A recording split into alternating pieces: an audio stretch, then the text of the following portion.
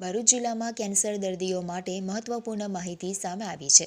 જિલ્લાના એકમાત્ર કેન્સર સારવાર કેન્દ્ર તરીકે સેવા આપતી અંકલેશ્વર સ્થિત શ્રીમતી જયાબેન મોદી હોસ્પિટલ ખાતે આયુષ્યમાન ભારત પ્રધાનમંત્રી જન આરોગ્ય યોજના હેઠળ પાત્ર દર્દીઓને મફત સારવાર આપવામાં આવી રહી છે.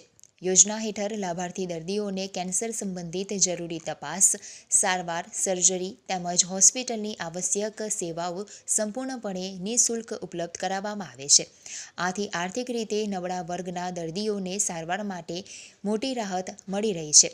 ખાસ કરીને ભરૂચ જિલ્લો તથા આસપાસના વિસ્તારોના દર્દીઓ માટે આ હોસ્પિટલ આશીર્વાદરૂપ સાબિત થઈ રહી છે.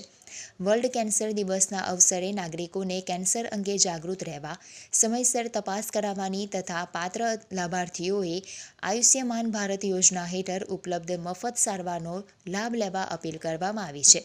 નિષ્ણાતોના મત મુજબ કેન્સર સામેની લડતમાં સમયસર નિદાન અને યોગ્ય સારવાર અત્યંત મહત્વપૂર્ણ છે.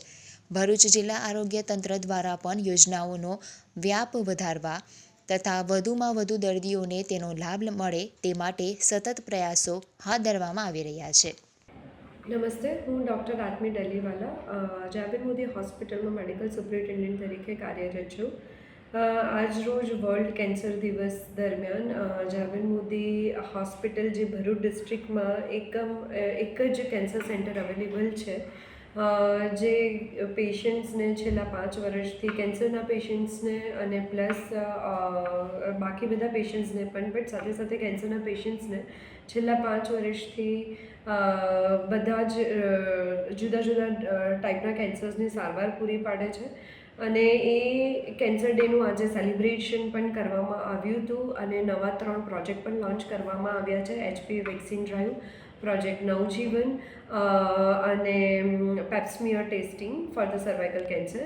આ કેન્સર દિવસ દરમિયાન ના રોજ જેટલા પણ 5 વર્ષમાં અંકલેશ્વર અને ભરૂચ જિલ્લામાં પૂરા ટોટલ આ સેન્ટરના લીધે 5000 જેટલા દર્દીઓને સારવાર આપવામાં આવી છે અને અલગ અલગ કેન્સર્સની. અને એની સાથે સાથે આ જે કેન્સરના દર્દીઓ 5000 જેટલી સારવાર પણ એટલા માટે જ લઈ શક્યા છે બિકોઝ કે એમની પાસે ગવર્મેન્ટના દ્વારા ઉપલબ્ધ કરાવેલું આયુષ્યમાન કાર્ડ અવેલેબલ હોય અને અમારા હોસ્પિટલ સાઇડથી અમે આયુષ્યમાન કાર્ડ ગવર્મેન્ટ દ્વારા જે સેવા ચાલે છે એ ક્લસ્ટર લીધેલું છે, તો એમાં અમે ટ્રીટમેન્ટ કરી શકતા હોઈએ પેશન્ટની.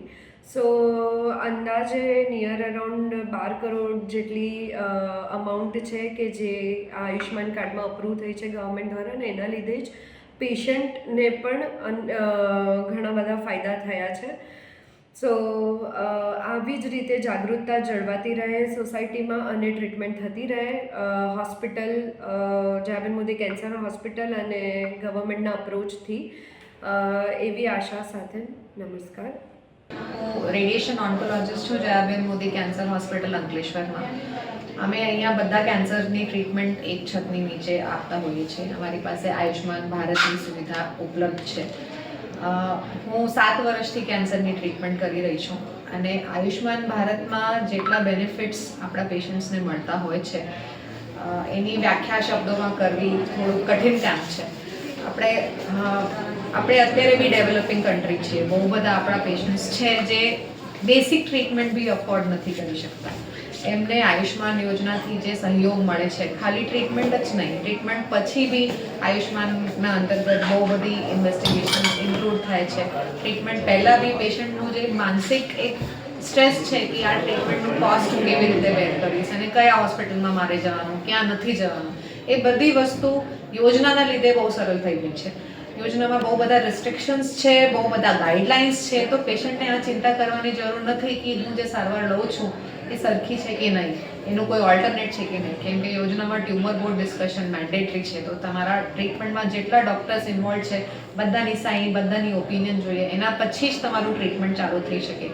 આવા બધા રૂલ્સ એન્ડ રેગ્યુલેશન્સ ઇમ્પોર્ટન્ટ છે કેમ કે કેન્સરની ટ્રીટમેન્ટ દર દિવસ સાથે બદલાતી હોય છે અને યોજનામાં જે કમિટીઝ છે એમને જે રૂલ્સ અને રેગ્યુલેશન્સ અને જે બધી પ્રોસેસ બનાવી છે દેટ ઇઝ પેશન્ટ માટે એ બહુ લાભદાયક છે અને હું તો એવું જ અનુરોધ કરીશ કે બધાએ યોજનામાં ઇન્વોલ્વ થવાનું. ઇન્સ્યોરન્સ ઇઝ ઇમ્પોર્ટન્ટ, કેમ કે કેન્સરની ટ્રીટમેન્ટ દર દિવસ સાથે મોંઘી થતી જાય છે અને કેન્સરના જે કેસ છે એ બી દર દિવસ સાથે વધતા જાય છે. તો I would say I am very thankful two Indian government કે એમને આ આયુષ્માન ભારત યોજનાનો લાભ બધાને આપ્યું છે. અને જેમ આપણે આગળ વધીએ, આનો સહયોગ હજી વધતું જાય તો એ પેશન્ટ માટે, આખી સોસાયટી માટે બહુ બેનિફિશિયલ રહેશે.